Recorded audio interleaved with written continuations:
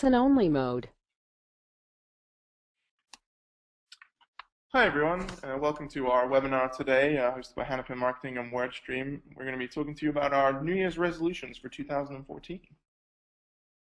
Just to introduce ourselves, so on the line today we have Larry Kim. He's the founder, CTO of WordStream. He founded WordStream 6 years ago, and WordStream provides an industry-leading PPC management platform featuring the 20-minute PPC workweek. I'm Sam Owen. I'm an account manager here at Hanapin Marketing, and I'm a blogger at PPC Hero. I manage Hanapin's CRO clients, and I love to blog. PPC Hero is the leading site for PPC strategies, news, and information. And if you haven't heard of us, we'd love for you to check us out.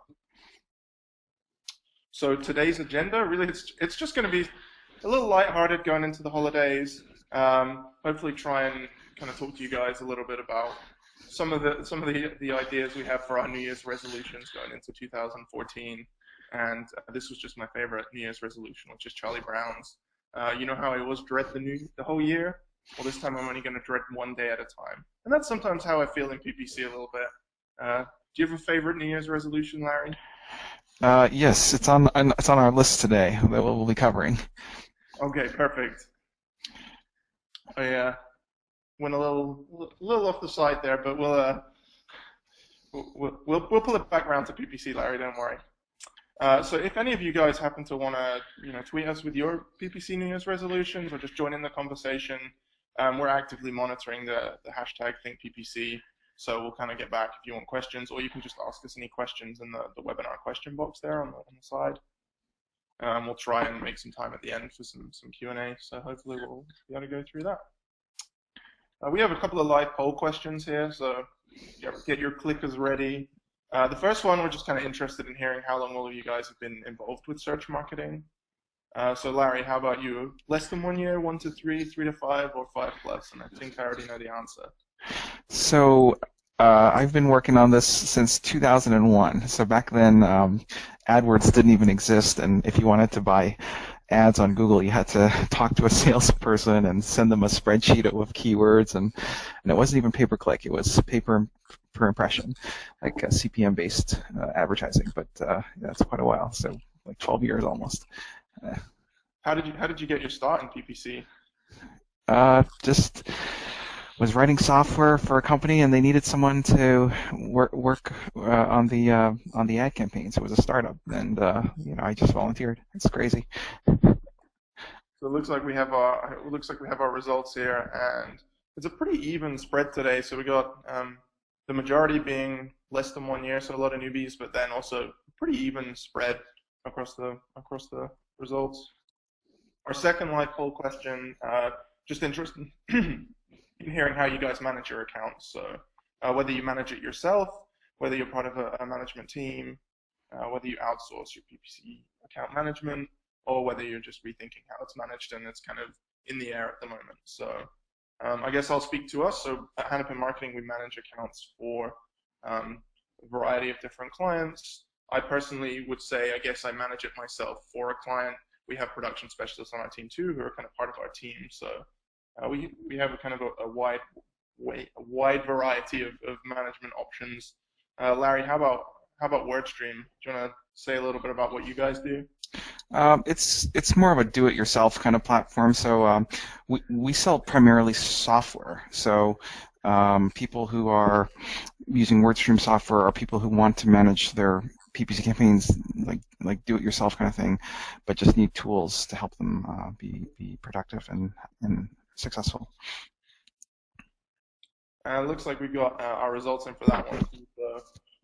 A vast majority, 73% of you guys manage it yourself. So it sounds like we're talking to the right group of people, account managers, people with their hands in the weeds, etc. So hopefully, should be a good audience today, Larry.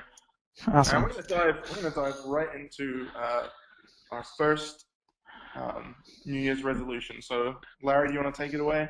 Awesome. So thanks, guys. My first New Year's resolution here is to get organized. Now, to illustrate just how important this really is, I'm going to tell you a little about this guy named Karl von Clausewitz. He's in the stamp there, and he's basically a Prussian military genius who basically discovered the concept of a force multiplier. And so what this means is that a small advantage in like manpower or firepower can lead to huge decisive advantages in terms of outcomes. And so, for example, Army A has 2 units, Army B has 3 units. That incremental unit, it's like 3 squared minus 2 squared. It's a huge 5 times advantage.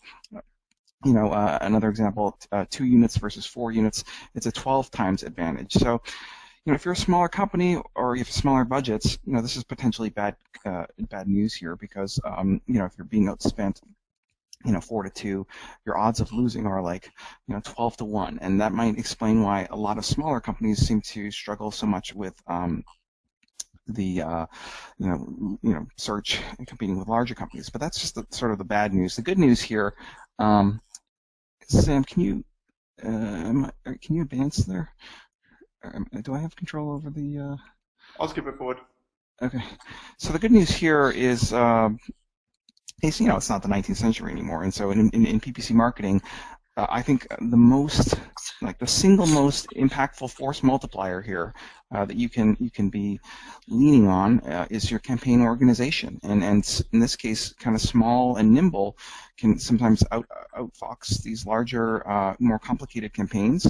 So in terms of the way that you go about structuring your campaigns, your ad groups, the keywords, and the ads to form these kind of logical groupings of categories and subcategories, this has tremendous impact on the ad performance in terms of your click-through rates and your quality scores, which are just, at a high level, they're kind of a reflection of your alignment of keywords and ad copy, which comes naturally if you have a well-organized account.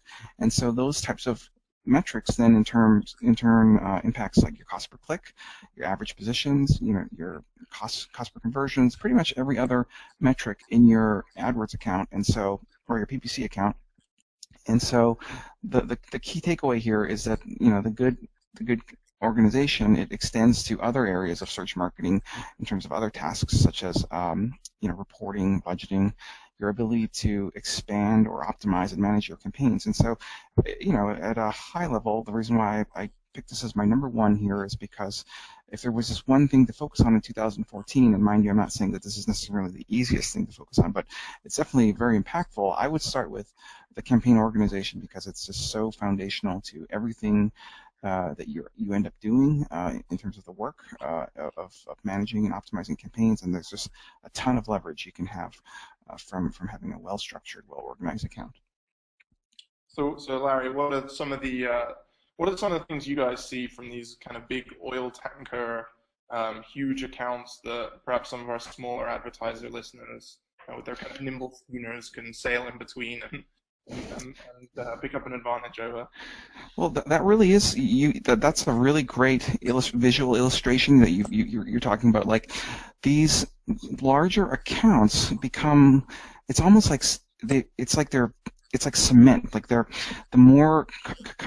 more campaign structures that they're laying out, the harder it is to be nimble and to make changes. And so there's definitely, like, if you're a small advertiser, I wouldn't be too discouraged here because there's your ability to execute on smaller campaigns is substantially easier than, like the kind of work that people like Sam and the folks at PPC Hero have to manage. Like it's a lot harder when you have thousands or hundreds of campaigns versus 10 or 5. That's probably why you need an agency to help out with the more complex things. I'd say one of the things I notice is, particularly if you're trying to have a kind of mature negative keyword strategy, trying to make sure that you're not overlapping anything across hundreds of campaigns can definitely be a little tricky. Even like multiple accounts, it gets a little trickier than kind of one of these smaller accounts where maybe you've broken out just some top performing keywords. They have their individual ad groups for them with really specific focused copy. So those are definitely some of the advantages we've seen with smaller accounts over some of the hulking bigger accounts that are kind of trickier to take down. So I think Larry's right here. Definitely organization is kind of one of those key tenements that we're preaching in our New Year's resolution. So if you can get your accounts nicely lined up where it's going to be easy for you guys to dive into them, sort them, do your negative keyword research, make sure your top performing keywords are broken out, have their own ad copy and ad group. That's where you're going to really start to see gains over those bigger companies or bigger accounts where it's a little trickier to do that. Larry, I'll also say it's a little embarrassing to me as a history major that you're the first one to bring up Clausewitzian tactics as a programmer in our webinars. So. Oh, thanks. We try. What do we have next here? So this is my first New Year's resolution for 2014, and it's to try something new.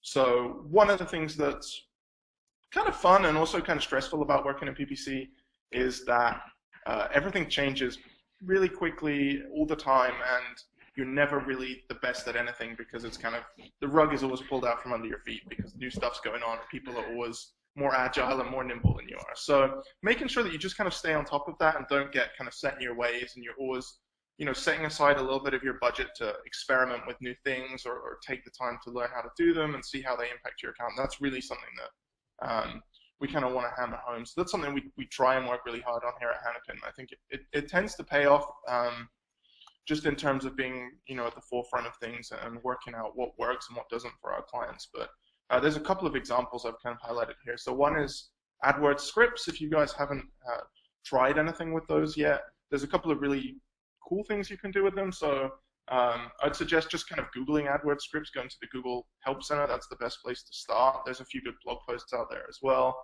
And then maybe try like one of the more basic scripts that just kind of tracks your quality score or something along those lines. So that's definitely something fun and worth experimenting on.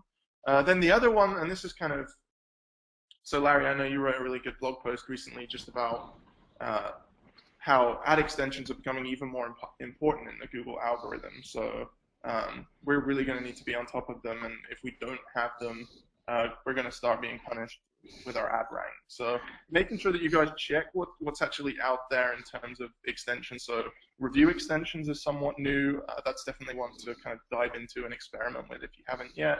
And then kind of all the ones that have been there for a little while too. So make sure if you're doing site link extensions, you're taking advantage of the expanded site links or ad group level site links. The same with your cool extensions or location extensions.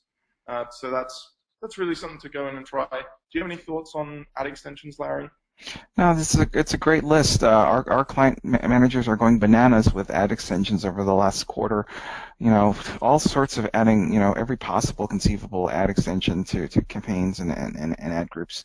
Like you mentioned, the review extension. Another one that seems to be doing well for us is the image ad extension. It just generates a lot of real estate and it looks really cool. So if anyone, those are still in beta at the moment. I think Google announced them on the AdWords blog. So you could probably reach out if you have a Google rep and ask about them. I'm not exactly sure where they are in terms of rollout, but I think it's probably going to be a little while still. Also on our list, remarketing for search, also known as RLSA.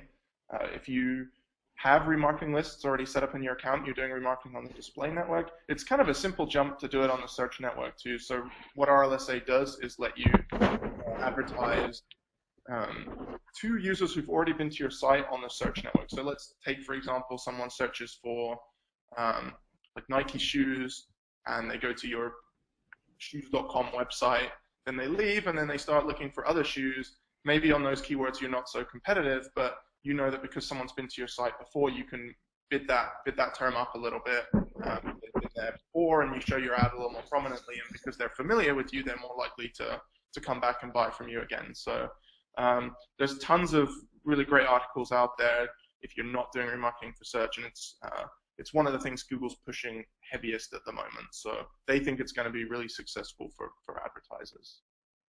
And then the final one, I won't kind of hang on this too long, but it's just dynamic remarketing. So if you happen to have a merchant feed, you're doing PLAs, dynamic remarketing has been pretty successful for us. What it does is if people are looking at a specific product on your site, it will take that product and then show it to them in an ad later on. And then kind of continuing on with something new, is just maybe start to think about broadening your horizons. So we talked about having a little bit of a test budget. Maybe use that for some new avenues of advertising. So we're all pretty familiar with AdWords and Bing. I think most people are probably on Bing at this point if they're on AdWords, because it's a fairly easy process to kind of copy across. But we wanted to highlight a few other options that are out there for you guys, and maybe you take a really small budget every month and you try one of these, and if the return is good, or your return on ad spend, or your cost per acquisition is good, you can kind of reel it in and make it part of your overall marketing plan. So there's a whole load of these out there. Larry, do you have any that you've seen be good for WordStream customers? Well, the social networks seem to be working okay if, like, Facebook, provided that you're using retargeting. Like, not without using it, we're not able to get that great performance at all. So yeah, I think that's pretty much what we're seeing. So AdRoll is a company that lets you retarget onto Facebook, and as long as you have a Facebook profile, you can actually do kind of sponsored posts and retarget them to people who've been to your site, and that tends to work really well for us. YouTube, obviously, the world's second biggest search engine, is pretty huge, and seems a little underused to me. I think maybe because it's kind of harder to track with the metrics that are out there, like cost per view, and people haven't really figured out exactly what the value of that is yet. But that's one that we kind of look to expand. I think one of the other troubles is the cost of creating a video ad is a little prohibitive to some smaller advertisers. So, but there are a ton of options out there, and kind of read about them, explore them. Definitely something to do in 2014. So my next one here, it's Larry here. It's to quit smoking. Now you might be thinking, yeah, that doesn't apply to me.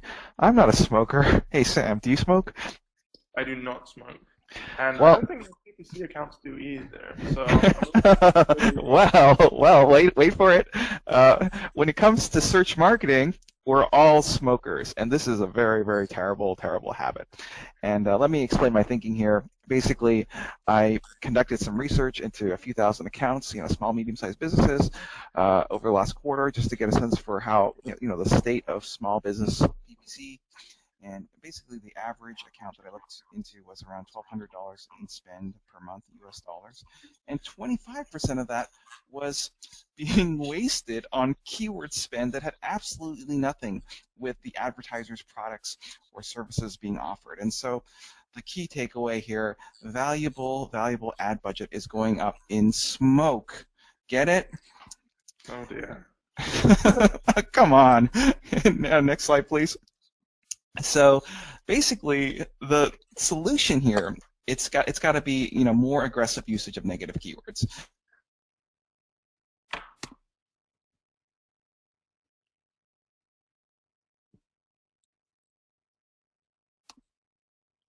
I think we had Larry drop off the line for a second there, so I'm just gonna run through his slide until we can get him back. But the solution, obviously, to your smoking accounts is to really dive in and do your negative keyword research. So I think this is something all of us in PPC are pretty good about, but it's one of the New Year's resolutions that we have here, because I think it's just, even still, WordStream's data is still showing how much wasted spend there is. So still 25% of queries are kind of that wasted spend, and I think for any of you who don't really look into your search terms, make that one of your priority New Year's resolutions for 2014. My next one is just to get creative. So this is a picture of an ad from when the Simpsons movie was out, and it's the escalator that feeds donuts into Homer's mouth. And I'm a pretty huge Simpsons fan, so I thought this was hilarious. Hey, sorry about that. Some kind of a network problem here with sound. No worries. Where did I drop out there? I was just jumping into our next slide. So just telling people to get creative in 2014. So much like this ad kind of caught my imagination, I think people are definitely developing somewhat of a kind of a snow blindness just to ad copy. It's very samey, and we can get kind of stuck with, hey, that ad was the best a year ago, so let's just leave it. Maybe we tried one or two ad tests that didn't beat it. So definitely just kind of recommend put together a feature benefit matrix, maybe put yourself in the shoes of one of your customers and start to work out like what exactly is it I'm selling and how can I say it creatively in just 70 characters and what message is it that's really selling my product. So it's kind of going back to basics, but it's definitely a good lesson for next year. And then on top of getting creative just with your regular ads, I don't know if anyone's looked in the ad gallery in AdWords recently, but it's changed a whole lot since last year. This is kind of a new thing, and there's a whole load of different ads that you can kind of click on. So if we just kind of highlight here, first of all, if we're just creating image ads, we can now have image ads kind of built for us based on our own website. So this was just the hanapinmarketing.com site. It shows me what my site is, and then if I click create an ad, it will pull together maybe a headline and color schemes and actually create ads for us. So for those of you who are smaller advertisers who don't necessarily have an in-house design team, it's really cool, and actually those ads have been performing pretty well from us. And then also there's a whole load of other creative that's a little more accessible than it used to be. So dynamic ads, engagement ads, which is where someone will hover over an ad and then it will show something a little bigger like a catalog, and then video ads, and of course the kind of general purpose ads we've been talking about. And then another New Year's resolution. So Larry, obviously, as kind of blog writers, we like to help others a lot, but helping others is a pretty standard New Year's resolution. I think it applies in PPC too. So one thing I really just enjoy about working in PPC is we're not really very insular. So we like to share everything we learn. If you go on Twitter, everyone's talking about everything. There are blog posts about any new advantage anyone finds. They're more likely to blog about it than hoard it. So it's just something that's really cool about PPC, and I think going into 2014, it would be great if that trend continues as it has for the last few years. And for anyone who doesn't know, this is John Stockton, who is the NBA leader all time in assists. And Jeff, our president, went to Utah, so he kind of insists on getting as many Utah references into our PowerPoints as possible. Oh, so that's what this is all about. And then obviously a couple of other tips. So if you guys want to join the AdWords community, I know that the top contributors get kind of flown out and ask questions occasionally, so it seems like there's some kind of good perks there. And then one kind of smaller community I like is reddit.com/r/ppc. Lots of questions. And it's kind of a friendly-ish place to get things answered. And then also just doing cross-audit accounts with friends. So instead of necessarily going out and auditing your own accounts all the time, sometimes you can find another company and maybe you can audit each other's accounts if you're not competitors, and kind of gain some improvements that way. Larry, I'll pass back to you to save me some money. Just a point of information here. Were you able to wrap up like that other one, the number 8? Yeah, we finished. We all quit smoking together. Okay, good. Whew. That's a killer. All right, number 5, saving money. Who doesn't want to save money? And I'm going to give you 2 ideas here. There's basically a lot of free PPC resources out there on the internet. I have a few of them. One of them is like this keyword niche finder and keyword long tail keyword tool that I'm showing you here. It's just there were some changes in the Google Ad Planner keyword tool retiring, and so one of the cool features of this free tool is that you can get a lot of granularity in terms of keywords. Like just on the search for buy Xbox 360, it shows 700 different long tail versions of Xbox 360, and you can get those emailed to you. There's an AdWords grader for auditing your PPC account. Next slide, please. And seemingly not to be outdone by my partners here at Hanapin Marketing, PPC Hero, I think they've kind of jumped on the the free tool bandwagon, if you will. Releasing some pretty quality free stuff too. The most recent was an ad automator tool for helping you do some testing and experiments on your ads. I think that's really important. It also add other tools to the list like SpyFu, SEMrush for competitive intelligence. Now those aren't necessarily free, but you can get a free trial of them. And I think didn't I read that PPC Hero also released some example scripts, like a script library as well, Sam? Yeah, we have some scripts out there if anyone wants to jump on pro.ppchero.com and kind of look down the library. There's a ton of great scripts resources out there, just kind of across the web. But if you guys want to jump in there, my favorite tool that we have is the Ad Guardian. So basically, what it does is continually monitor your website, and if you go down, it will pause your PPC accounts for the length of time that your website is down. So if we're talking about saving money, that's one I kind of recommend you guys can grab a free trial of it from pro.ppchero.com. You know, interviewed a bunch of people over the last 2 years, people who have the kind of the like we grade people's accounts with this AdWords grader thing, and so I interviewed, you know, the top 5% of people, like people with like the highest scoring PPC accounts, like, you know, quality scores 10 out of 10 kind of thing, and one thing that they did have in common was that they use their you know, third-party tools like you know, all sorts of little tools to automate this and that. So that was like one of the habits that was in common among the most successful PPC advertisers in the world.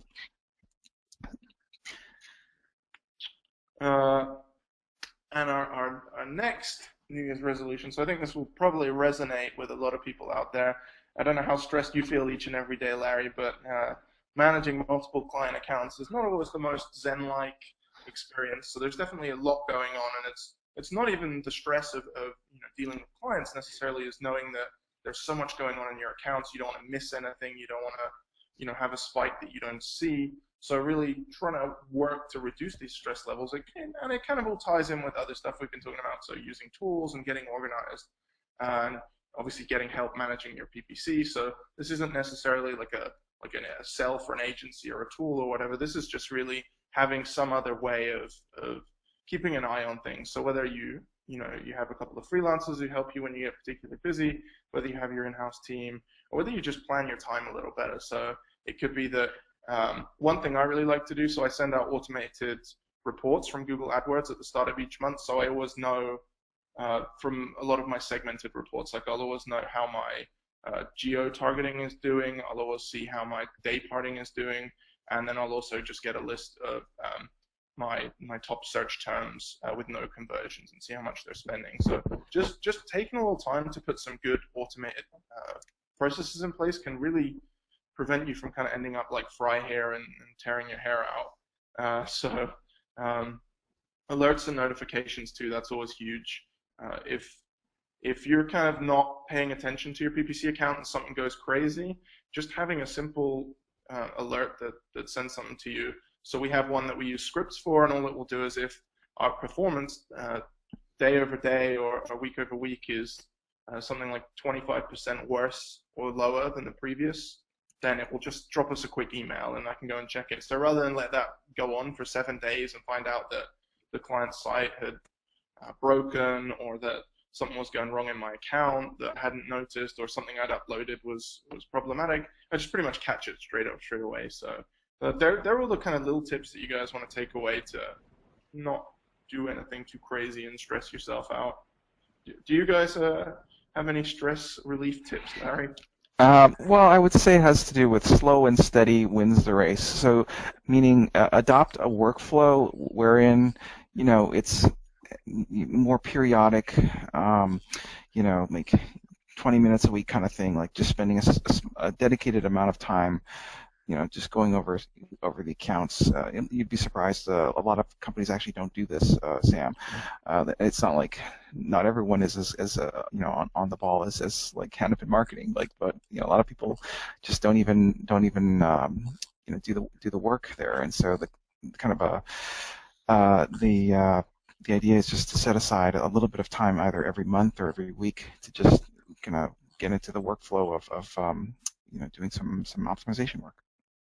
And then obviously there's all the things that I absolutely do not do, like exercise, good breathing, and good posture. So I'm sure those will help stress levels. They would certainly help me if I was any good at them. So Larry, time management. All right, guys. So this one is pretty profound. Basically, I've been reading a book called 80/20 Sales and Marketing by Perry Marshall, who's like a friend and colleague of mine. And basically, his big thing is that you gotta be more effective with your time. And the way to do this is by figuring out what sort of things in your account makes a difference and what makes no difference whatsoever. And so he challenged me to look at my accounts, and this is like just an example account of some companies spending $500,000 on paid search.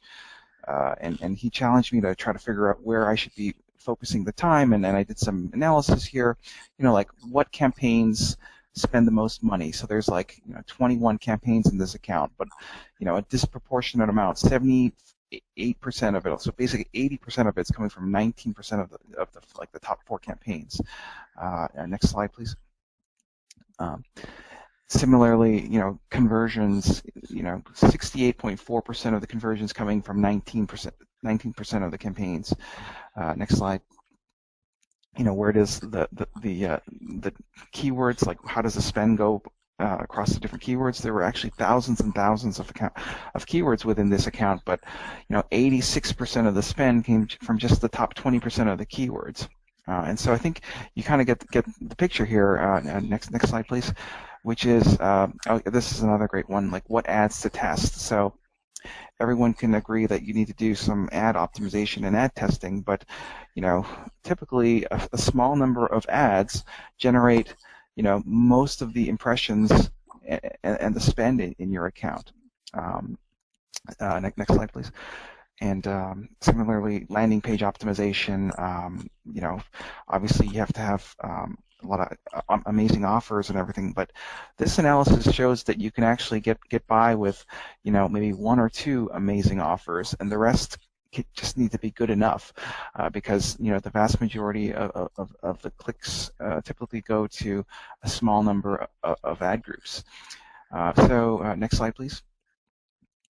So the key here in terms of managing your time in 2014, it has to do with developing a better kind of search marketing workflow.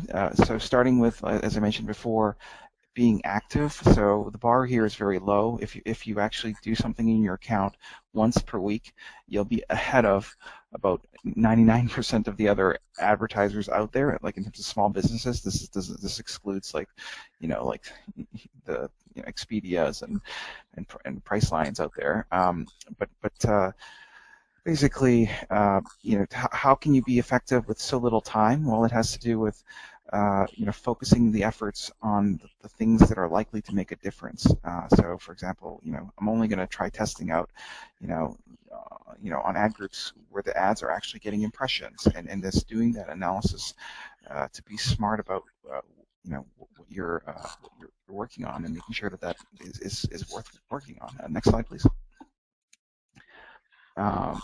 Yeah, so like I'm saying, how you spend the time matters. Like all these tasks, keyword expansion, keyword deletion, ad text optimization, landing page optimization, obviously it really matters, but just being smart in where you're applying those efforts, and looking for the, focusing on the 20% that's producing the 80% results, and not the opposite.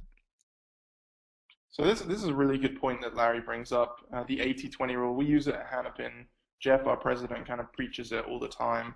And obviously, you can work on PPC accounts pretty much forever and kind of run them into the ground in a positive way, just in terms of doing non-stop work in them and find everything. But really, you can save time and always do the things that matter with this 80-20 rule. So a couple of practical tips that we use here.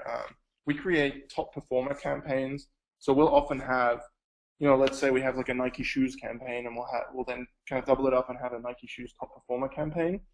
And into that, we'll just put those keywords that really make the impact in the account. So the exact match queries that are really driving, like Larry says, 80% of the conversions, we kind of segment them out. We give them their own ad copy. We give them their own ad group individually, so they're easy to monitor. They have kind of their separate budgets, so we can keep track of all that. And that's something that it's actually pretty useful. I know a lot of other agencies do something along those lines, and it drives surprisingly good results from what we've seen. And the idea actually stemmed a couple of years ago from an account I was working on where we had something like 300,000 keywords, and when we looked into it, it was probably 120 of those keywords that really mattered to us. in terms of keeping them optimized. And the rest, sure, there were a few conversions here or there that were helpful, and it helped to find new things and new trends. But when we started focusing down on those top 120 keywords, our performance just kind of skyrocketed compared to when we were trying to deal with the 300,000 keywords in bulk. So definitely something I would recommend to anyone who doesn't do that at the moment. Look up the kind of idea of single keyword ad groups or top performer campaigns, and kind of maybe take a look in your account and just see over the last 30 days how many keywords have you had that have actually converted or done anything for you. What do you think, Larry? Are there any other particular specific time-saving tips that you guys have for 80/20? Yeah, I just think this is it's sick how you could spend 60 or 80 hours a week doing stuff, and you can get a lot of that effort. Not the same, but you can get some of that effort by spending a lot less time. So I think that's just remarkable. So one of my last resolutions is just, and this always applies in PPC, but to get a better education. So one mantra I kind of have is that there are no experts in PPC. The longer I've been doing it, the less I feel like I'm good at it, the less I feel I know about it. So there's always new stuff happening, and you really have to manage like what you know and what you don't know. But I thought we would share a couple of tips maybe for how you guys can start to get a little better. So the first one I would say is just give yourself time every week. So I know I block off at least a couple of hours a week just to read blogs. And if you want just a starting spot, just have the AdWords blog kind of bookmarked, which is something pretty simple. But if they launch something new and it's official and it's going to be in the account, that's where it's going to be. And by kind of being on the ball, checking the AdWords blog, you'll always be one of the first ones there to kind of get ahead of your competition to get there. And then there's the Bing blog too, if you want to check for those guys as well. And then I've just kind of listed a few of my other favorite PPC and search engine marketing blogs out there that I kind of read on a regular basis. So Search Engine Land, Search Engine Watch, Search Engine Journal, those are kind of all-encompassing. I talk a lot about SEO and PPC. And then you have obviously Larry's blog, WordStream, which is great, and talks about a lot of the data side of it that they're able to get. Having so many hundreds of thousands of people use their tool and give them their kind of AdWords data, that's always a really interesting one to look at. You have our blog, PPC Hero, Certified Knowledge. So if any of you guys are fans of Brad Geddes out there, definitely, or if you're not even, I definitely recommend kind of taking a look on the Certified Knowledge blog. He has a great book out there too. And then there's a couple other blogs I read. So 3Q Digital's blog, Kissmetrics is great. And then if you are really interested in ad copy and what makes great ad copy and why your ads don't zing that well, Boost CTR's blog is awesome too. Larry, do you have any favorite blogs that you read regularly? This is a really good list. I think I would just add kind of how I do this.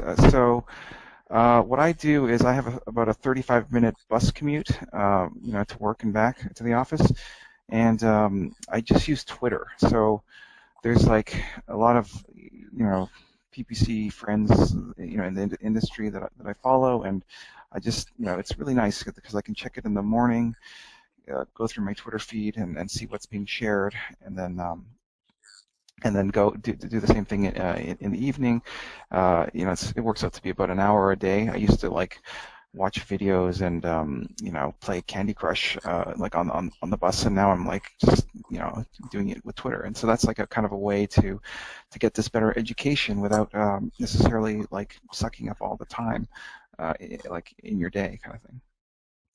I'm not sure the Indiana State Troopers would be too pleased if I was Twittering on my drive down to work every day. Well, you have to be taking a bus though.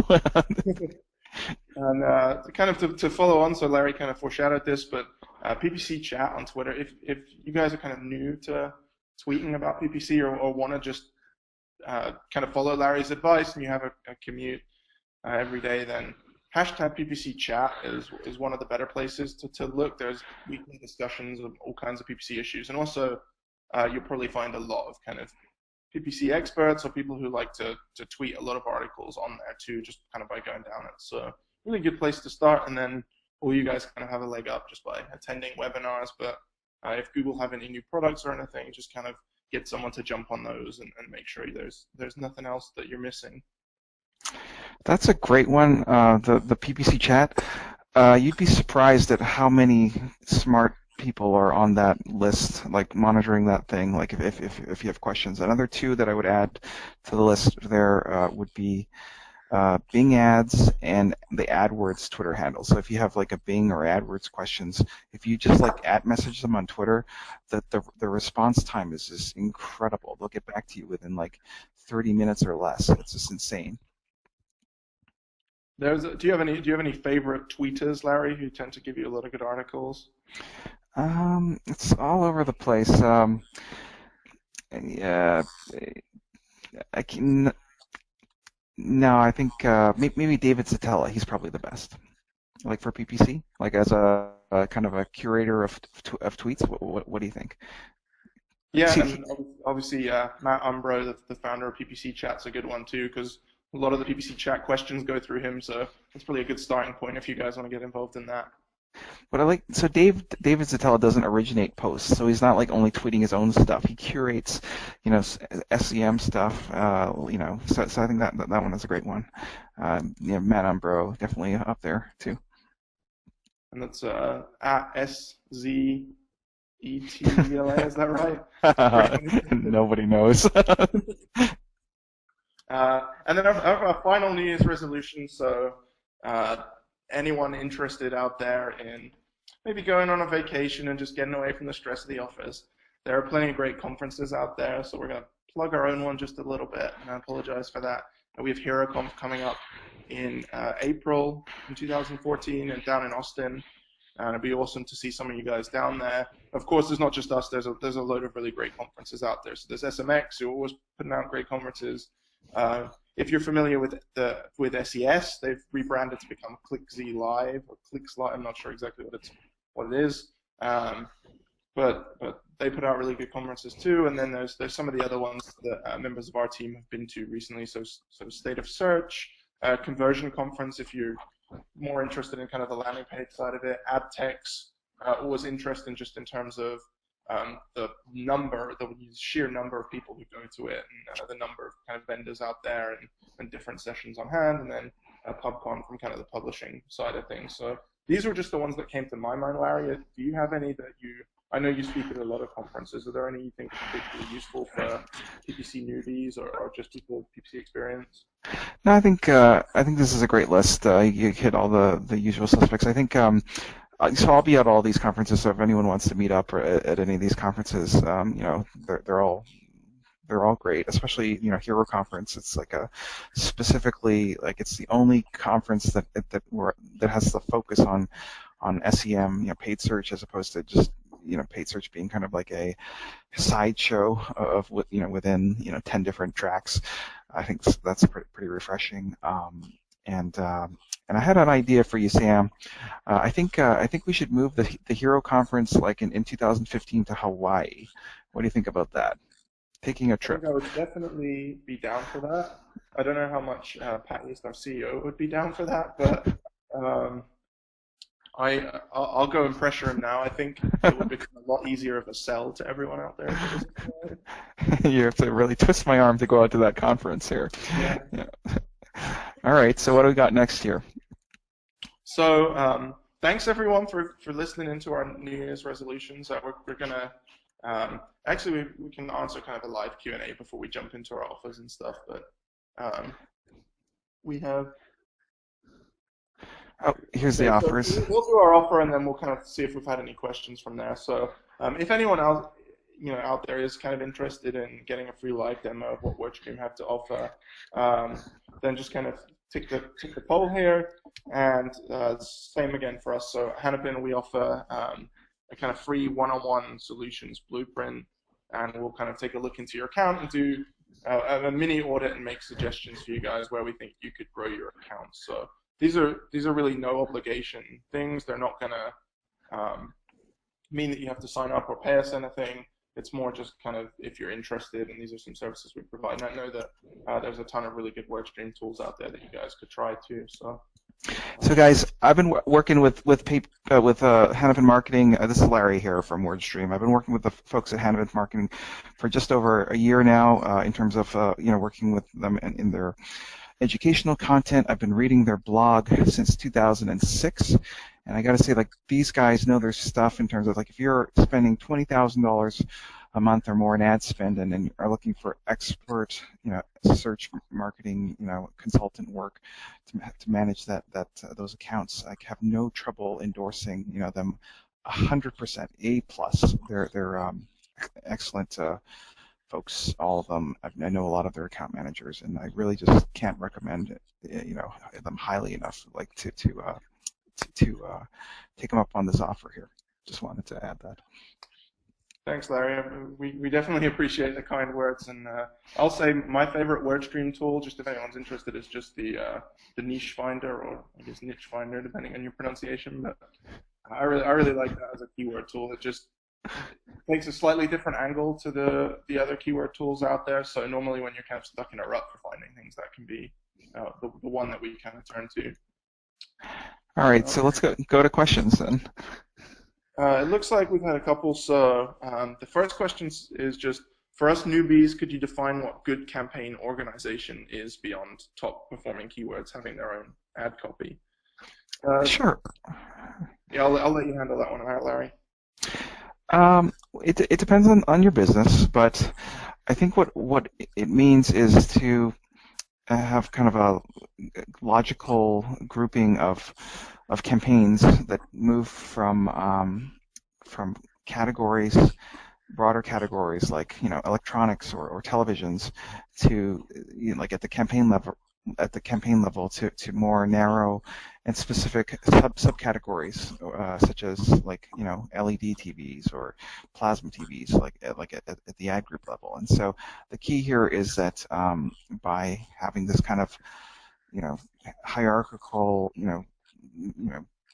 logical infrastructure, that it actually should be aligned with the information architecture of your website. So if you go to like an Amazon.com, or if you go to, like a company that offers various solutions, you want to kind of mirror the information architecture of the categories and subcategories of stuff that you offer in your campaign organization. Anything to add to that, Sam? Sure. So maybe a couple of specifics for people who are just interested in that. So I would say the number of ad groups you have in a campaign, don't really worry too much about that, as long as they're all relevant to the topic of the theme of your campaign. And your campaigns want to be broken out along, like Larry says, logical grounds.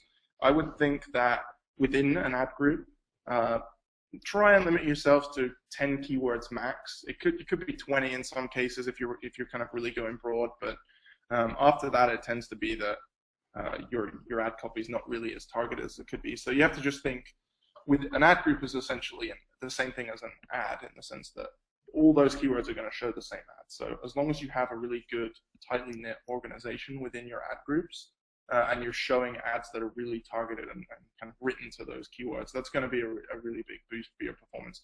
The reason to have kind of a limit on your number of ad groups, even though it's not as important, is just so that it's easy to see. So when you jump into your account, you want to see each of your campaigns, and you'll say, oh, it looks like our Nike shoes campaign had a really good return on ad spend yesterday, or the revenue was really good in there, and we spent a little more than we normally do. So the logical build out of a campaign, honestly, there's no rules written in stone. But what I would say is, when you look at your account, how do you want to be able to see things when you first jump into AdWords? So if you want to see how much you've spent on a particular line of products, you want to lay it out that way. If you want to see how much you've spent overall on a wider grouping, then maybe you want to kind of bring those all together. Maybe you just want to name them the same things, but you have 5 or 6 different campaigns depending on when you're, when and where you're targeting. So it could be that you have a separate campaign for different locations. It could be that you have a separate campaign for, areas where your budgets are very separate. But as long as you think about how you want to see your campaigns and how you can make sure that everything's pretty tightly knit, then that's kind of the key to good organization. So it's a really nasty question to answer in one sense, because PPC is super analytical and all about doing things. We're in Excel and we're always monitoring our results, but campaign structure is the one thing that's more of an art. So I guess kind of going back to Clausewitz again, and this is where I can use some history, but I'm pretty sure I talked a little bit about strategy being an art and tactics being a science. So the campaign structure is almost like an art. You have to do it to a way that's going to work well for you, and the tactics within that. So making sure you're using the right ad extensions and the keywords linking up with the ad, the right ad copy. That's kind of the tactics and the science that you guys can focus on from there. But you want the structure to be able to lend itself to good tactics. Great. And we have a second question. So, oh, sorry, Larry, I didn't mean to cut you off. No, that's great. We have what free negative keyword tools do you recommend? So obviously, maybe you can talk a little about what WordStream has, Larry. Sure. Definitely the Google's has their keyword planner. That's gotten kind of mixed reviews. There's competitive intelligence tools like SpyFu and SEMrush and iSpionage, and there's lots of those. And then what WordStream has in terms of free keyword tools is we have a keyword grouper, which is where you take a big list of keywords and we'll organize them for you in a nice kind of logical way.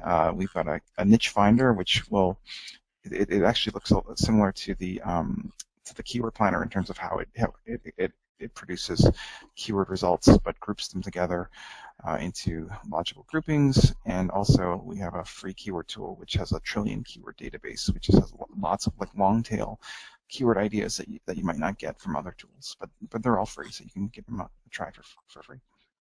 I'd say a couple of the simplest tools out there are honestly just Google search. So have a look and see what comes up for some of your top keywords, and see if there's any within the organic results anything really different. So you might look for PPC and see that there's some polyplastic carbonates that come up. I'm pretty sure I was looking for PPC conferences earlier, and there's a big conference going down in Singapore about all kinds of engineering of polycarbonate whatevers with plastics. So those are just kind of the simple ways to go about it, honestly. And you know that if we're advertising our conference, we probably want to get rid of that keyword as a negative.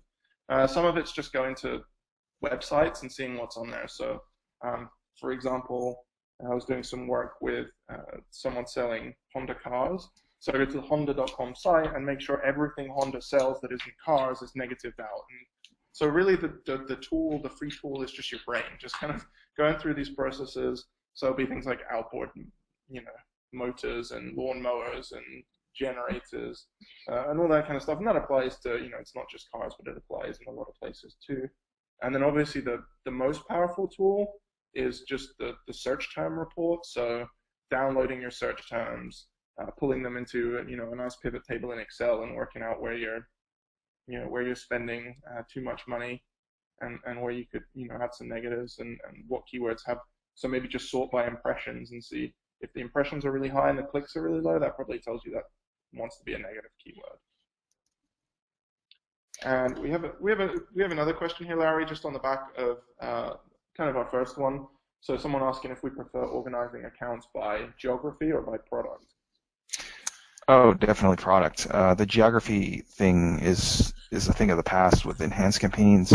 Like the whole point of organizing by geography was because you had to have different campaigns for every state, or for every country. Now I would definitely favor using those location-based bid modifiers. So just having one campaign and then just bidding more or less for different states or different cities or different countries. The products make much more sense. It always depends on the business, but generally I think that the products make much more sense because there's if you think about how most businesses are aligned, like say you're a company that sells 5 different products, so you have 5 different divisions or something like this. Budgets, for example, are determined at the campaign level, and so why should Division A of corporation be in the same budget as Division B, like for reporting purposes? You might want to separate them out so that you know how much you're spending on different organizational units. So I would definitely favor the products, unless Sam, do you have anything to add there? So enhanced campaigns definitely made it easier to organize our campaigns. We don't have to worry about, hey, we've noticed that in Texas, our cost per conversion is worse than in Florida, so we need to create a whole new campaign and bid everything in Texas down. So we don't need to worry about that anymore. I'd say where you do need to worry about it still is if you're going to different websites, so like maybe Amazon.com or .co.uk, depending on if it's in the UK or US, or where you have kind of marketing budgets set above your head where it's, no, we really need to spend, $10,000 this month on our expansion into Asia where we're looking to kind of build some new markets for our product, but we have, our $100,000 kind of set aside for US, which is our typical biggest market. So I still agree with Larry, and I think that what I would do in that case is organize by product and then kind of subdivide by country. So I would still have like Nike shoes and then Adidas shoes and whatever else. Some kind of Nike shoes are obviously stuck in my head for some reason, but that's how I would kind of think about organizing it at first, and then from within there you can break it down. So you might have Nike shoes -US, Nike shoes -UK or whatever, but that product becomes the main kind of thing you're keying off. Does that sound about right for you, Larry? Is that how you would normally do it? Yeah, it depends on the businesses, but more often than not, that would be kind of aligned with what I would typically see. So we've looks like one last question here, and it's asking particularly, Larry, about WordStream, if you have tools that are effective for video campaigns, or if not, if you know of any tools that are good for video campaigns. Well, I don't think that we're specifically, like, we don't have specific tools for video stuff, but that ad planner that you were talking about, not the ad planner, the what was that called? The image builder, the ready-made image builder can help you create kind of these interactive HTML5 Flash display ads. So that's not quite video, but you get a little bit of interactivity there with the built-in templates. I think that's a kind of a low-hanging fruit in terms of an area to start. It's not full video though. Like, video is a little harder. Like, we did a video ad. We had to contract with like a local video producer, and we had to tell him our story, and then he had to it was like a $4,000 project to produce this 30-second commercial. But it's a little bit low-hanging fruit would just be to try interactive rich media ads. And I think I kind of agree with you, Larry. Video ads are really way less mature than kind of traditional text ads or even image ads, just because of, I think, the cost being prohibitive, we kind of said earlier, but also just less people have experience with them. So still, even just getting your head around the tools that Google offer, they're pretty useful. So if you have a YouTube channel and that's what you're advertising from, you'll get stats in there, and then also you can kind of build your YouTube remarketing lists, and also using the online video section of AdWords. So I tend to prefer not to, because I like to see everything in kind of CPCs, but that will charge you on a cost per view based on if someone watches the whole of your video, but it has way better metrics, and you can kind of be a lot more targeted specifically on YouTube there. So if you haven't given that a whirl, maybe, like I said, part of your New Year's resolution is to set aside a budget and try and work out what you can do with it. And it sounds like that's the end of our questions for today. So it looks like it's just about getting to 2 o'clock here, so we're going to wrap up. I really appreciate everyone being on the webinar today. Thanks for all your questions. Larry, it was great to speak with you again, and thanks for joining us. All right, thanks, guys. Thanks for organizing. Thanks, guys, and we'll have a webinar again coming up soon. So look forward to seeing you later then. Happy New Year, guys. Yeah, Happy New Year to you guys as well. All right, bye.